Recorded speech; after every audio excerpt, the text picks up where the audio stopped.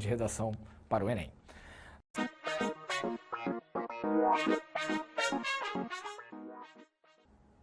Olá pessoal, tudo bem? Meu nome é Marcelo Caldas e hoje a gente vai ver mais uma aula de redação para o Enem.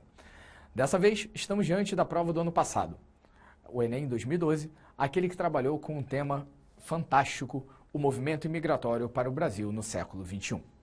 Essa proposta de tema para muita gente foi uma surpresa. Parecia que era um tema que ninguém imaginava que o Enem pudesse vir a cobrar em algum momento ou coisa do gênero. História. Na verdade, esse tema fazia muito sentido até de ser cobrado no ano passado em função de uma série de fenômenos do mundo contemporâneo que poderiam ter motivado a banca a fazer isso daqui. É um tema que não surpreende em relação à lógica de temas do Enem, muito pelo contrário, atende muito bem a demanda de temas que o Enem sempre trabalhou. E, além disso, um tema fácil de escrever se você analisar com calma e entender cada uma das partes dessa proposta. Além disso, a própria prova foi muito bem construída no sentido da coletânea, coisa que a gente também vai ver hoje para poder definir mais ou menos o que é esse perfil de cobrança que o Enem construiu ao longo da sua história e que, obviamente, se confirmou de alguma maneira mais direta no tema do ano passado. Bom, a proposta está aqui e a gente pode já dar uma analisada nas características mais óbvias e mais diretas que aparecem. Ao falar o movimento imigratório para o Brasil no século XXI, o Enem praticamente não te dá a possibilidade de não entender sobre o que ele quer que você fale. Tá? Você já sabe que, mal ou bem, a palavra Brasil aparece aqui para demonstrar para você do que ele está falando em relação ao aspecto regional. Trabalha com uma referência temporal que é o século XXI para garantir que existe algo atual sendo tratado, mas também chama atenção para isso daqui, o tal do movimento imigratório que de alguma maneira caracteriza essa situação. Praticamente errar esse tema era impossível, ainda mais se você levar em consideração que a palavra imigratório, que poderia gerar algum tipo de confusão, no sentido de migração ou de imigração, era claramente esclarecida a partir do momento que você lia a coletânea. Então, se você não soubesse o que era imigração, a coletânea gerenciava para aquilo ali. Mas, como eu estava dizendo, esse é um tema estilo Enem clássico, dentro da dimensão que o Enem se acostumou a trabalhar praticamente desde 2005, o momento em que ele tirou da sua proposta de tema uma pergunta, que era o formato que ele vinha seguindo até então, e passou a trabalhar com uma característica mais afirmativa, que permite a você a reflexão a partir dela. As características, na verdade, podem ser jogadas dessa maneira.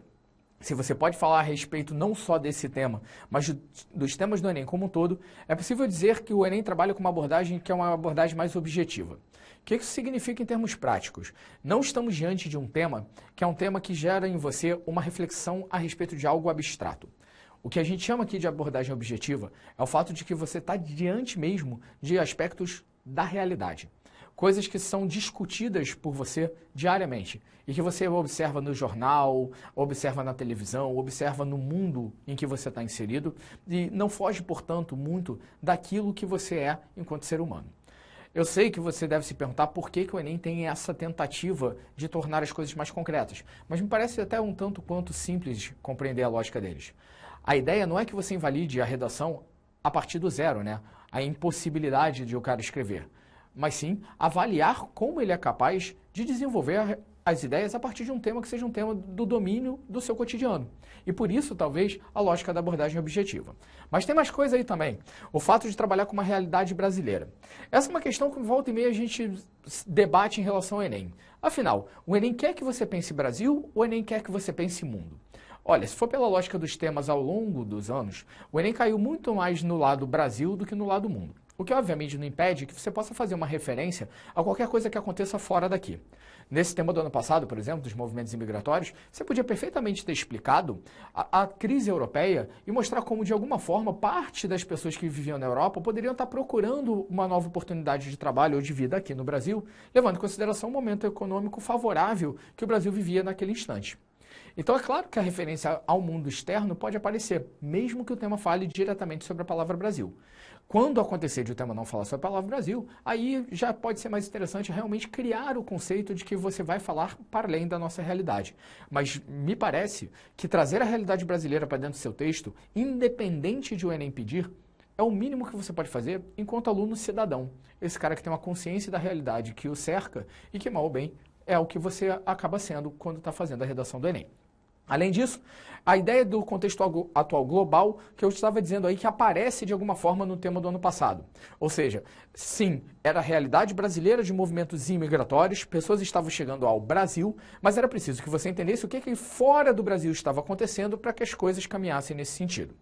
Além disso, o fato de que era uma problemática social. Como assim uma problemática? Bom, aí tem duas coisas que você pode pensar. Primeiro, que a coletânea chamava a atenção, e a gente vai ver isso daqui a pouquinho, para o fato de que as coisas caminhavam num sentido mais problemático em relação aos movimentos imigratórios, e segundo, até por uma característica mesmo da prova do Enem. A gente sabe que ao longo dos anos o Enem trabalha o tema dentro da lógica de problemas, e a razão para isso é até objetiva. Um dos 5 critérios de correção da prova se chama proposta de solução, ou seja, você precisa apresentar uma medida que resolva um problema. E o problema nada mais é aquilo que está apresentado no tema. Então aqui estamos diante de um problema direto. Os movimentos imigratórios estavam trazendo alguma coisa de negativa para o Brasil. Que coisa é essa? A coletânea podia te ajudar, mas ao mesmo tempo cabia a você também pensar que problemas o Brasil poderia lidar a partir desse momento, porque parte disso seria o desenvolvimento da sua argumentação. Bom, aí a partir daí a gente vai analisar o que seria a coletânea. No quadro, você vê já uma síntese um pouco de tudo que vai ser dito nos textos. Mas eu queria dar uma passada com vocês em relação a determinados pedaços dessa proposta de redação que o Enem fez. Logo de cara, ele pedia para você, de forma bem direta, a apresentação do tema. Olha ali. A partir da leitura dos textos motivadores seguintes e com base nos conhecimentos construídos ao longo de sua formação, redija texto dissertativo argumentativo em norma padrão da língua portuguesa sobre o tema O Movimento Imigratório para o Brasil no século XXI. Então ele já estava dizendo que a coletânea era uma parte fundamental. Logo depois vem o primeiro texto, que diz assim: ao desembarcar no Brasil, os imigrantes trouxeram muito mais anseio de refazer suas vidas trabalhando nas lavouras de café e no início da indústria paulista. Nos séculos 19 e 20, blá, blá, blá. E aí a gente não precisa avançar. O primeiro texto vai falar sobre a presença dos imigrantes na formação do país. Ou seja, é um elemento histórico que aparece na coletânea, dizendo que a questão da imigração não é exatamente uma novidade. Lembra que o tema estava falando a respeito dos movimentos imigratórios no Brasil do século XXI, mas mostrar que isso não é um fenômeno recente é uma base até para você entender que a imigração pode fazer parte da nossa história. Olha, eu sinceramente pensaria nesse primeiro momento que o texto 1 até aponta para você a validade do movimento imigratório, muito mais do que a questão do problema.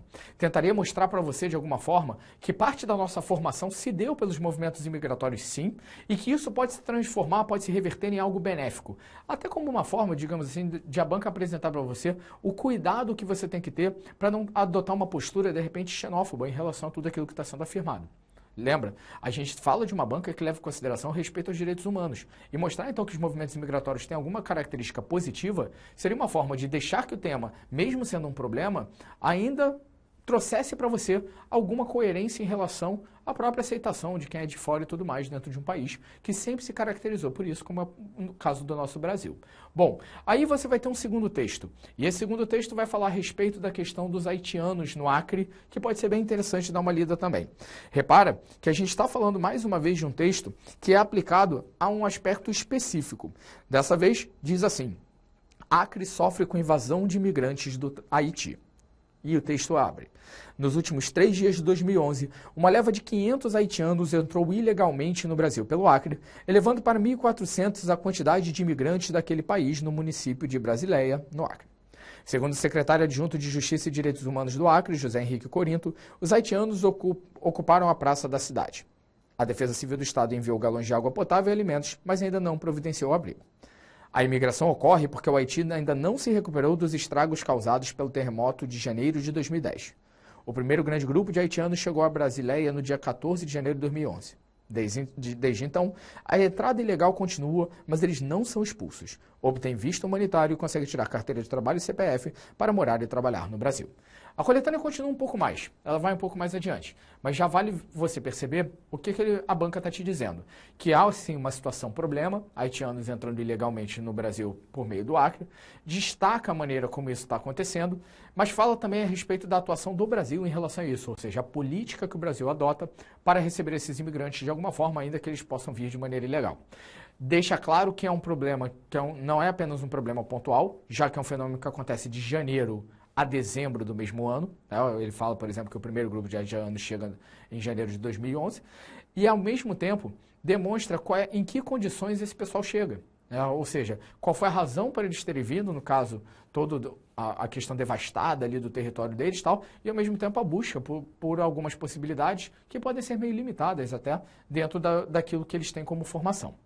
Era um texto interessantíssimo e que demonstrava para você um pouco desse panorama que o Brasil estava lidando em relação ao aspecto atual. E o último texto vai fazer mais um recorte em relação à atualidade. Dessa vez, para falar sobre os bolivianos que aparecem pela América. Mais uma referência que é uma referência atual. Recorro mais uma vez à prova para a gente dar uma olhada aí em como isso apareceu. E o texto era um texto chamado Trilha da Costura. Dizia assim: os imigrantes bolivianos, pelo último censo, são mais de 3 milhões, com população de aproximadamente 9,119 milhões de pessoas.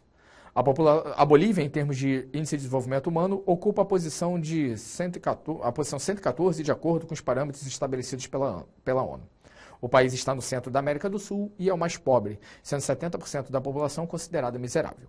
Os principais países para onde os bolivianos imigrantes dirigem-se são Argentina, Brasil, Espanha e Estados Unidos. O texto ainda vai continuar, mas é nesse momento que você nota qual é o ponto que a banca quer te mostrar.